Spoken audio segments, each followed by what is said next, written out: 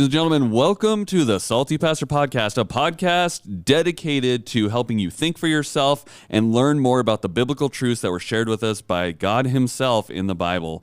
And we are so excited to be celebrating a very special day. Today is our 100th episode of the Salty Pastor. Dum, dum, dum. Can you believe it, Pastor Doug? We've done 100 of these. Wow, no, I can't believe it. We are either making a difference, because people are really, it's continually growing. It's catching traction with people. New people are really commenting about it, interacting it. Or we're like those grad students in the SETI program.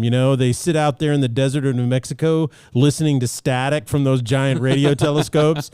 They've been doing it for 75 years. They've never heard anything but static, but they just keep on doing it no matter what. Continuing on. So we might just be static in the SETI program, or we're actually making a difference. Woo-hoo. Well, and it's we definitely don't rely on comments to decide how we want to do this. Some of our jokes fall flat. I think the only comment I've had anyone physically come up to is when we were looking for a name of what to call our listeners. Yes. I heard multiple pushbacks on a lot of the names we came up with. Yeah, they said, no, that's not good. That was the most... that one's so pathetic. Comment, that was the most comment-filled area. We're not had. Salty listeners. We're not saline solutions. We're nothing. All these weird things that were coming out. It's crazy. Well, and I think what's even crazier is that means we shoot for about 30 minutes. Sometimes we're a little over, a little under. That means after 100 episodes, there's 50 hours of content people can listen to. So I'm excited. We have some, and I think we're going to probably talk about this a little later in the podcast about 50 hours. Catching up on the Salty Pastor is a bit of an endeavor. So we've got some plans on how to make new listeners have an easier time getting some of the basics down with the Salty Pastor. I was talking to a friend of mine who's listened from day one, and he said, hey, he has some married children. He said, I got my kids to start listening, And I go, oh, really? Well, what episode are they? He goes, well, they started with number 1, and they're slowly working their way through it. And I went, oh, my goodness. A lot of things get a lot better as it goes on. Yeah, oh, my goodness. So we're trying to come up with a way to onboard people quickly so they can just start listening, because the whole point of the second half of the podcast, which drops on Thursday of every week, is how do these biblical principles interact with the very current events of the day. Right. So we're talking about stuff and I mean, we started in the middle of COVID. Yeah, a year ago. Almost a year ago. Yeah. Yeah. And so a lot of it's going to be around those things. And so it's like, and I think people are kind of overhearing about COVID at this point. So it would be better to start later in the series after we kind of get past that. COVID, yes. Well, I mean, let's kind of talk about what the mission of the podcast has been. I mean, we kind of started it as a way for you to really start endeavoring into getting more in-depth discussions about what you were going to preach on, and then obviously talking about the culture. But we kind of came up with a mission around it. And I don't know that we've ever publicly shared this, but I think, episode 100, great time to kind of share that. Reiterate that. Well, the mission of the Salty Pastor is to help people think for themselves. It is designed to sharpen their critical thinking skills in order that they find strength, courage, and confidence in their own faith.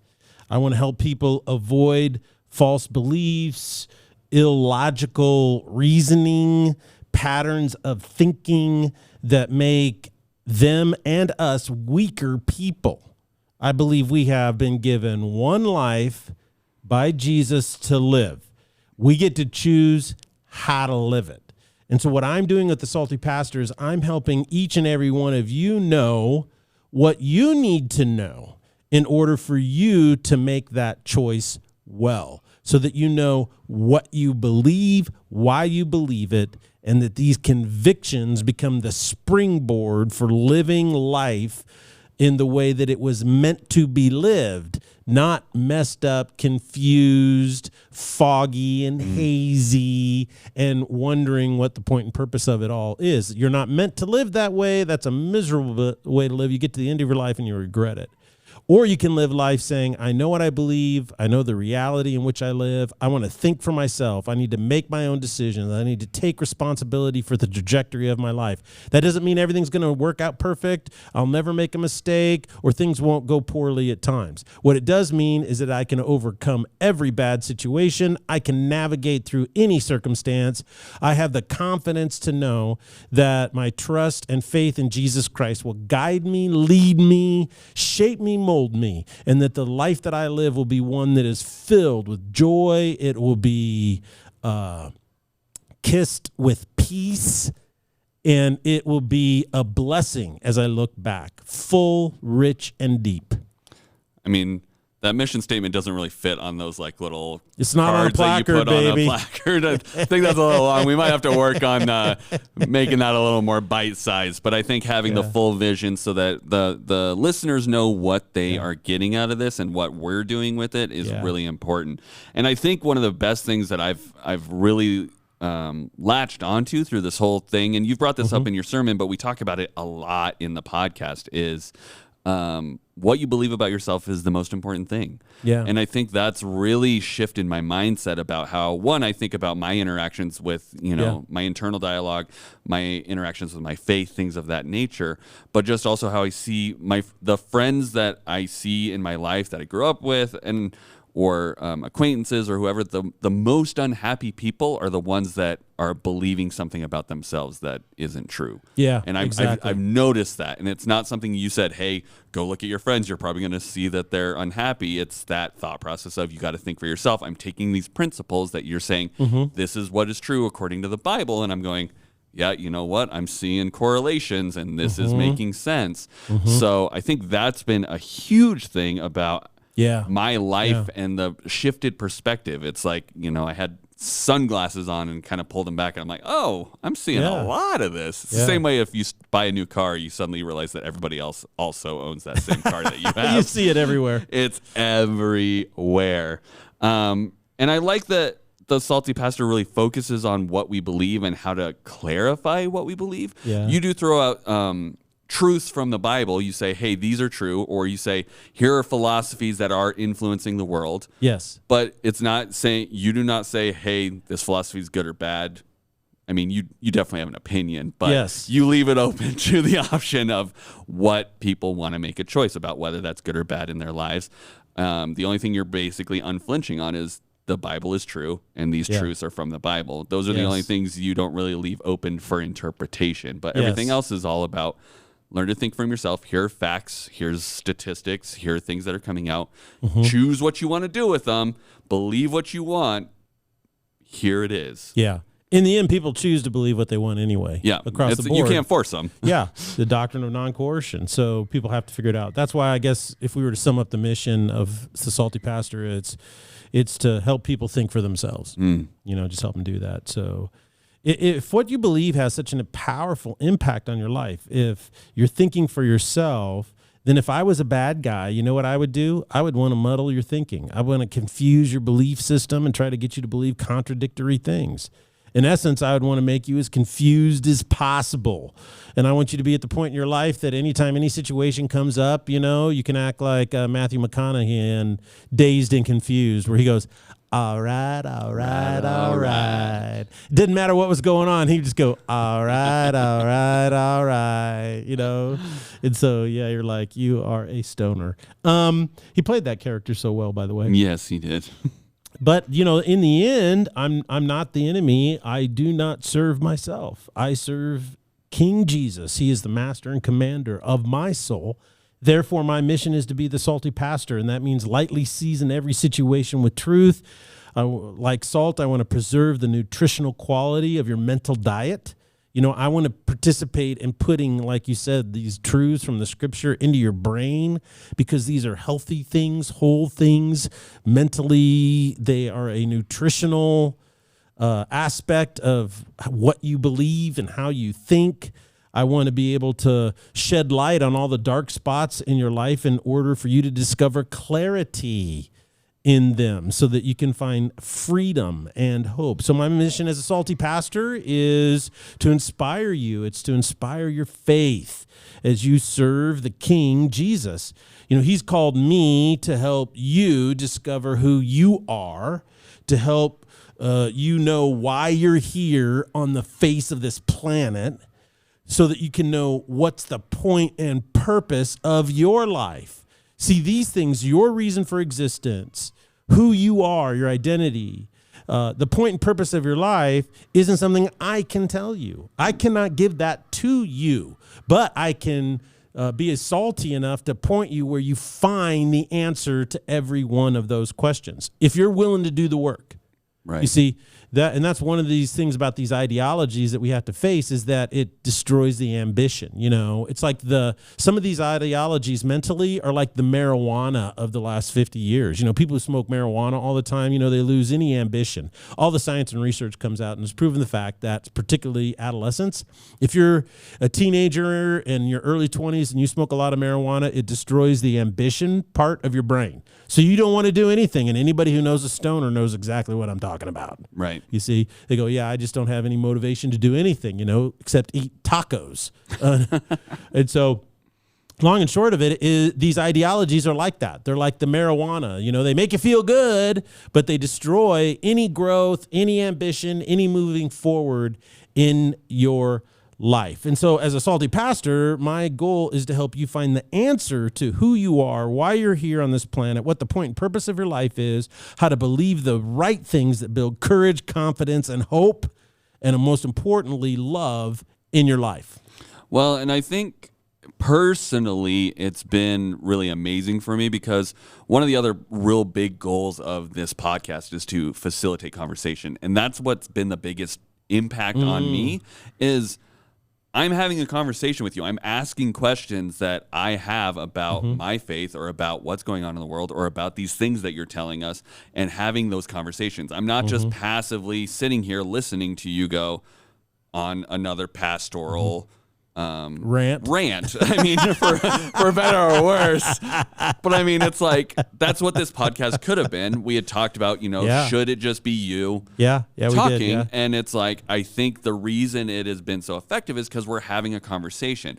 As everyone loves hearing you preach, Pastor Doug. I don't want to diminish that at all, but I think the opportunity to have a real conversation, and they listen to us having a conversation about, well, how does this really play out in my life? Yeah. And you bring that up in your preaching a lot, but having these times where you and I can just talk about, even before the podcast or after the podcast, we sit and talk about things going on, or about points you've made. And that's been the best thing for my faith, because it's further refining my beliefs. It's not just me being passive and saying, okay, well, whatever Pastor Doug says is just coming into my brain, and I'm just going to spout that back. It's okay. Well, what about this? Well, what about this? Yeah.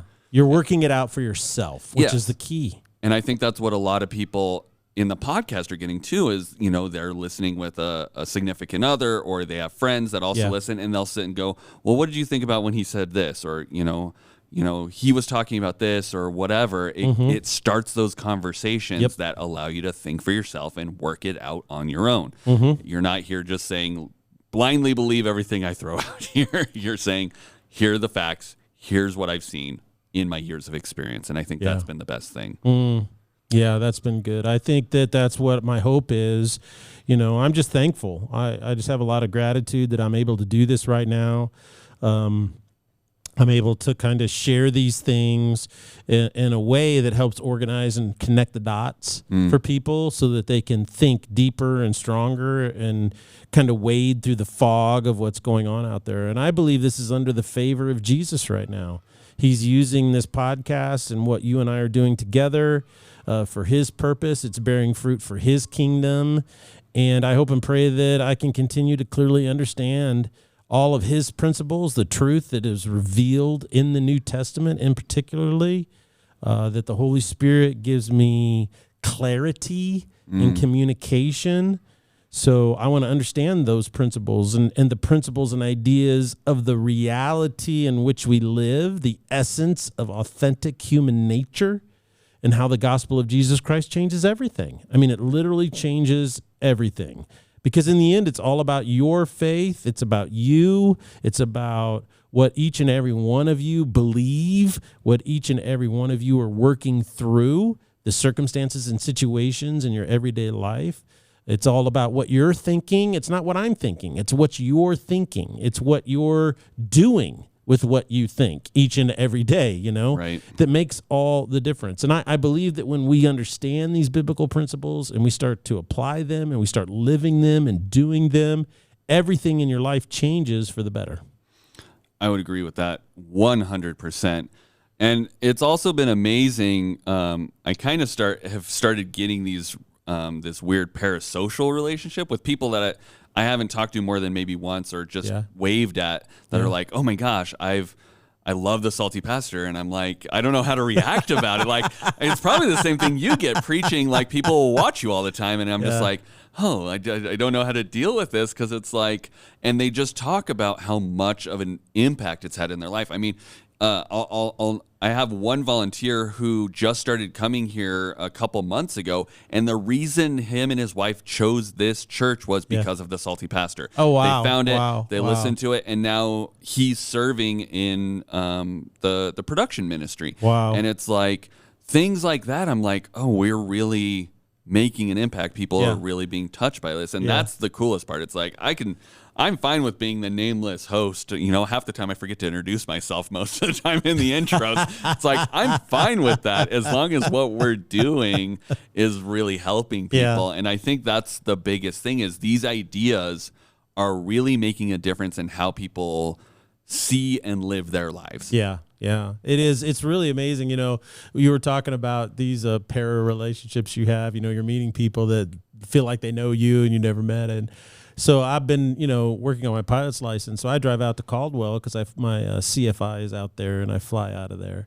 And, Caldwell's quite a ways away from here. I don't know, it takes probably 30, 40 minutes to drive out there sometimes. And so I'm out there, and I pull up, it's this little industrial part of the airport with these hangars, it's kind of abandoned in a way. I mean, there's not a lot of people. Flying at, Pastor You're Doug? like, this is really sketchy. Are you getting a real instructor in this? Did you get a discounted Craigslist pilot's license? No, my CFI is awesome. He's really good. I mean, I'm just trying to give you a picture of it's not a highly populated area. They're hangars, they're all secured. So people aren't out on the street. There's no retail. There's no driving through streets. There's no nothing. It's like we filmed out there, right? It's the one where we filmed Ernie's. Is it that same one? No. That Ernie's is at Emmett. This is at Caldwell. So, but it's kind of. It's just, my point is that it's just not a highly populated or highly trafficked area at all. Okay. It's not run down. I don't want to give that impression. But I'm standing out. So I drive up there, and so I pull in, and since you're only there on a schedule, right? You never really see anybody else. They come and go on their appointment. So I pull up. And there's a guy who pulls up right in front of me, which is kind of weird to have another car on the road. He pulls into the parking space next to me. I pull in. He gets out. He goes up and he knocks on the door to my CFI's place. And then my CFI, I think he was expecting me or something. So he comes out, right? Right. And he talks to the guy.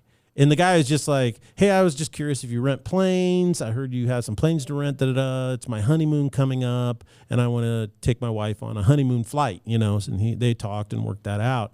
And, here he was. He's probably in his mid-30s, late 30s, He had a shaved head. He had that really big beard, He had, tattoos all over him, and he was pierced in a few places. And, I mean, he first of all, he didn't come across to me as a pilot. Because he's more like a Harley bike rider type guy. But after that, my CFI went in to take care of some business, and he turns around, because I was just standing there waiting for them to finish their conversation. And then he turns around and looks at me, and he goes, hey. And I thought in that moment, I'm either really in trouble right now. And he goes, are you a pastor? I go, yes. He goes, are you the Salty Pastor? I go, yes. He goes, I watch you on TV. Good job. And then he kind of gave me that fist pump thing and got in his car and drove off. And I went, this is surreal. This is awesome. I feel like I'm in the middle of nowhere, and I run into somebody, which you normally wouldn't do. And then they're asking me, are you the Salty Pastor? Yes.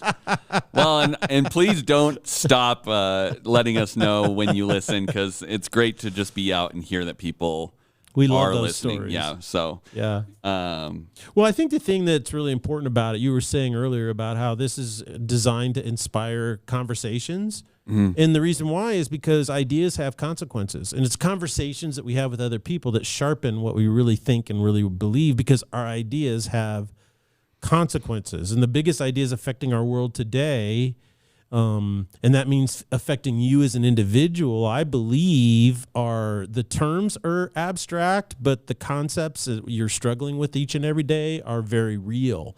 The abstract term is postmodernism and deconstructionism. And basically what it does, I think the real thing it does is it removes any ambition in life at every level for you. It's the marijuana of your brain. Right. And what it does is it destroys your internal motivation for personal growth. It removes any desire to make a truthful impact in the world or the lives of people around you. Because basically what it says is there is no real truth, and it's just about what your story. So basically it's about what you want. And that's very isolating for people, I think. Right. I believe what the conservative English philosopher Roger Scruton once wrote. He says, a writer who says that there are no truths or that all truth is merely relative is asking you not to believe him. So don't. That's I very strongly believe that. I think the other idea that's really affecting us is the definition of what it means to be a human being. Now, instead of going through life, thinking what's wrong with people, or going through life or trying to fix people or influence people in the wrong way at the wrong time and all that kind of stuff, you have to really evaluate deep within your soul, what do I think a human being is? Right. What is the definition of what it means to be human? What is human nature? And this is the foundation of good parenting versus bad parenting. I know people that are super intelligent people, super high IQ, super accomplished people who've done a terrible job of raising their kids, and their kids are a mess. And the reason why wasn't because they weren't super smart, and it wasn't because they weren't willing to do the work or do what needed to be done. It was because at its core, they had a flawed understanding of what human nature is. Right. It was totally flawed. And so once you correct that, then it gives you clarity on how to raise your kids. It gives you clarity on how to incentivize your employees. It gives you clarity about whether what you're doing is making a real difference in the world or not. And it all comes down to our definition of what human nature is. Finally, I think the biggest idea affecting us today in a real way is the whole notion of love. And along with that is sex. How do you find love? How do you stay in love? And how does sex and our sexual expression and our sexual intimacy help that or hinder that? And if you have the wrong definition of human nature, then you're going to have the wrong definition of the point and purpose of sex. And Pastor Harv talked about that last episode a little bit about the definition of on sex Tuesday? and intimacy. Yes. Yeah. And I mean, listen to what Pastor Harv is saying, because he's so insightful about this. And, he always approaches these things from a different angle than I do, which I think is so incredibly powerful. So incredibly powerful is how he approaches it. I always love his perspective. And so, the thing is that falling in love, staying in love, and our sexuality and intimacy, it has a very powerful mission. It has a very powerful goal. It can bless your life and bring so much depth and fulfillment. And it also can just screw you up like no tomorrow. Absolutely. It's so powerful that way. And that all comes down from the second thing that affects us, and that is a misunderstanding of real human nature. So these are the big consequences, consequential ideas that are out there. And I think the Salty Pastor is to help us to step into those waters, go to the deep end, and try to help you find clarity in it. I'm not trying to get you to think a certain way. I'm trying to get you to think about how you think about these things so that you determine what you think. You have the facts. You have truth. You know how to discern truth from falsehood. And then that's what makes all the difference in your own life. So we talk about a lot of different belief systems, principles, philosophies, but if you could boil it down to 2 or 3, I know this is hard, 2 or 3, what would you say are some of the most significant ideologies that have an overwhelming negative effect on people today? Well, I think what you could do is it would be beneficial for you if you're married and you have kids, if you're single and looking to fall in love, if you are been married a long time and you have grandkids. I think you need to realize that the world in which you live, American society, not Americans' founding principles or a form of government or institutions, but the cultural postmodern principles that are being trafficked every single day on every radio and on every news outlet and all this kind of stuff. You have to realize that you live in a world that's been completely undone. It's completely unraveled, okay? There's Nietzsche, Hume, Derrida, that brought to us the skeptical notion that nothing is true and all of our institutions are flawed and you can't believe in them anymore. Then you have Antonio Gramsci and you have Karl Marx and you have their ideology, which is the primary thing that young people in universities believe is correct and true today. You also have out there in today's religious and philosophical world, scientific materialism, which is atheism. There is social progressivism. There is equity and critical race theory. These ideologies and these influences have completely unraveled the world, particularly American society. And what they've done at their core is they have attacked the very foundations of our civilization called America. They've attacked the concept of justice. What is justice and how is it dispensed? They have attacked morality. What is it and where it comes from? They've attacked metaphysics, which is reality or truth. You know, can you know truth? They have attacked the concept of a free market and the basic structure of economics. They hold, though, their most vociferous attacks, their most aggressive attacks on Christianity and Christianity itself. Now, whenever you attack these things, you are attacking at its core the concept of human nature. So I could boil it all down to that. It's all about what you believe is the essence of human nature. Because all these attacks are focused on what we actually believe is human nature. So I would say that our confusion over what the essence of human nature is actually where all of the pain and suffering in our society is coming from. It's where all the confusion is coming from in your grandkids or the people that you're dating, you know, right. And you're trying to fall in love, you know, that most people spend time, well, do you have anything in common with each other? Do you like what I like? Do you vote the way I do? Do you read the same books I do and enjoy the things that I enjoy? Is what we really ask. But really, I think the best way to date somebody is I really want to know what you believe about yourself. Right. At your core, what do you really believe? That's going to affect everything else. Every single thing, you know. What do you really believe at its core is who you are. That maybe we ought to come up with a dating program for people. And we won't call it the first enrollment, Pastor Doug. We won't call it Tinder or Bumble or what's the one with the word Cupid in it? I can't even remember. Okay, Cupid, I think. Okay, Cupid. Yeah, so we could go through all those, Match.com and eHarmony.com and all these kinds of things. We could go through all of those things, and we'll come up with our own, and we'll call it, what you believe about who you are or something like that. That's not as catchy. That's not catchy. I don't think you're allowed to write mission statements or catchphrases, Pastor Doug. As the title, yeah. You can't use that as a title. So, but I think that's really where we're at right now is that the essence of what human nature is and what you believe about it, it affects everything across the board and whether or not you'll ultimately be a happy person. Well, I will say that although I only asked for 2 or 3, you kept that mostly succinct enough that I think I'll take it. You'll take that. Well, I just want to kind of, as we're wrapping up today, I kind of want to talk about we want to talk about kind of what we want to see in the next 100 episodes. I'm assuming we're going to keep going unless something catastrophic happens. I get canceled. Yeah.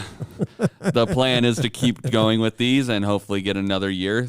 It's nice that we do them twice a week because it kind of keeps our year and our big important 100-day anniversaries really close together. It's like when you get married near your birthday of your spouse, you can kind of keep them close. Is that the same thing, right?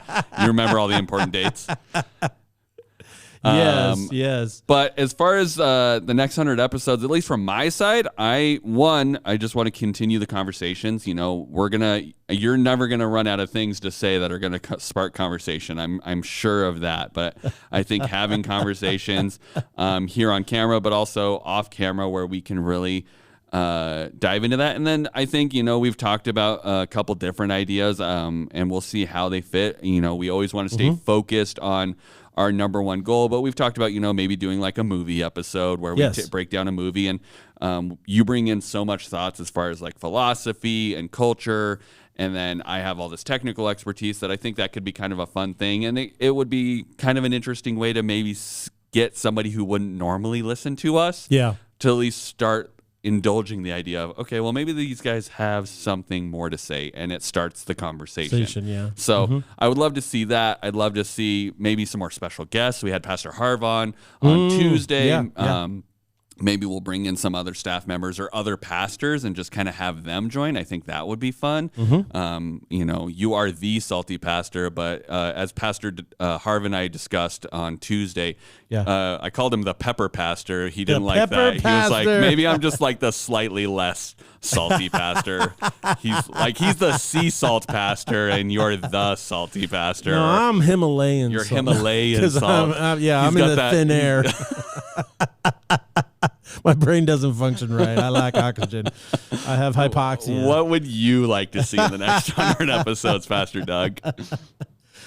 Well, as a salty pastor, my hope is that people will meet Jesus, but that what we do will help people see through the fog of religious superstition, falsehoods, worldly ideologies, in order that you experience the true and authentic Jesus.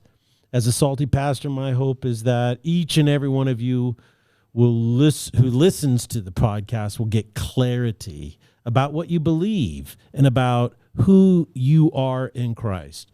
I'm a big supporter of John Eldridge's Wild at Heart program, and he talks and writes particularly to help men discover their masculine soul. And I believe what he talks about is that the struggle in finding your masculine soul is that we have made agreements with the evil one. He speaks a truth that has enough kernel in it or perception in it, and we agree with that. And when we make agreements, that really trips us up, you see, and doesn't allow us to be the courageous, confident, strong men that we are called to be. So I believe that as a salty pastor, my goal is to help you who listen to find clarity on all of this.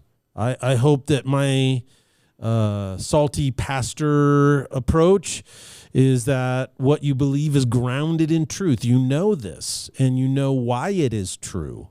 So when someone challenges it or has a different perspective, you're not threatened or insecure by their challenge, and because you're secure, it allows you to be curious in their position. You can have a real discussion about it rather than just being defensive because you're like, well, I don't know enough to really argue this, so I'm just going to get mad or not do anything about it. Yeah, when I have a conversation with people now, I don't know if you've ever seen this on the internet, but it's really kind of funny, but they have this thing called a slapping contest. Have you seen that? Where these huge guys try to slap the snot out of each other? The Russians are very good at it. The games the Russians play are just very Russian. The guy stands there, and one guy slaps him, and then the other guy slaps the other guy, and whoever falls down first loses, right? Right. Well, I think that a lot of people approach conversations that way, but I've seen some of those guys that are so big, they just stand there like a rock, and some guy will slap as hard as they can, and it doesn't even move the guy. Right. That's how you should be in your convictions. So it allows you, I'm not threatened. if somebody wants to slap what I believe or somebody wants to challenge it, I'm not threatened by that. I don't have to worry about it because you're not going to convince me. I'm going to sit there and be curious because I want to see the flaws and the holes in your perspective. Right. And I can't find those unless I'm curious, right? Yep. So I want people to know what they believe and why they believe it.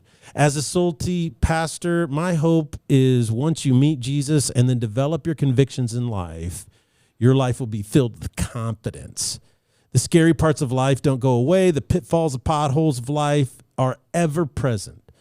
But instead of being fearful of them, you see them as waves crashing on the shore. You want to go out and surf them like a champion. Confidence allows you to see every challenge with a joyful anticipation of the possibility of what can happen.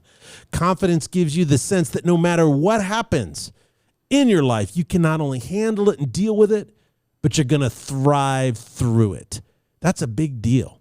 You may be tested, you may be challenged, but there's a part of you that looks forward to that test and challenge.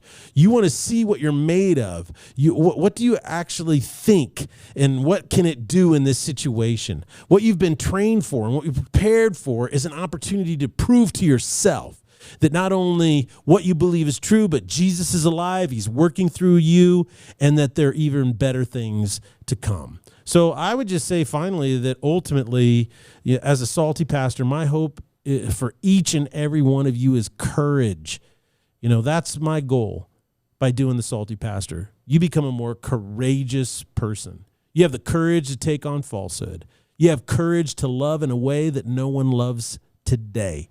You have the courage to be who God has called you to be. You have the courage to live out your dreams and aspirations that Jesus has placed within your heart, and that you have the courage to focus your mind's eye on him, the author, perfecter of your faith, and accomplish and live out and experience all of these dreams and aspirations. Jesus Christ came to give us life and let it be to the full. That's my hope. That's my dream. I am your salty pastor. And ladies and gentlemen, this has been our 100th episode. Some of the ladies downstairs were saying we should have gotten balloons and stuff, but you can tell that this podcast is run by two men because we did not plan accordingly for balloons. Yeah. So we are so excited for what Jesus has already done with the past 100 episodes, and I'm so excited to see what he's going to do with the next 100 episodes. In celebration of these 100 episodes, we're about to drop over the next few weeks 4 bonus episodes, which we're calling What in the Sam Hill. And they're basically onboarding episodes for people that are new to the Salty Pastor, that we mention certain things over and over and over again. And we've mentioned them so many times that if we go back and explain them again, some of our dedicated listeners who have listened to all 100 episodes are probably going to throw their phones against the wall. Say, so we're going to do some bonus episodes that yes. people who don't know what critical race theory is or scientific materialism and atheism, these things that we've hit on a lot, postmodernism, they can go listen to these short episodes that will get them caught up on these principles, so that when they jump into the regular rotation of episodes, they are on board with where everybody else has learned through listening to the last 100 episodes, and they don't have to start at episode 1 when we were just figuring out how to do this. Not that we discourage that, but I'm so excited to see where we go in these next 100 episodes. So excited to continue doing this with you, Pastor Doug, and with you listeners. And I really challenge you guys, if you have not shared an episode of The Salty Pastor with someone in your family or friends and started that conversation, stop being afraid. Just do it. The worst thing that could happen is they go, well, that's not for me, or I don't believe those things. And then you can go, well, why do you not believe those things? And it opens a conversation that maybe would be a little harder to have in any other format. So please engage with them, share with them, so that they can discover who they are in Jesus and that truth that changes everything. Thank you guys so much for joining us for the last 100 episodes, and here's to 100 more. Live courageously, my salty friends.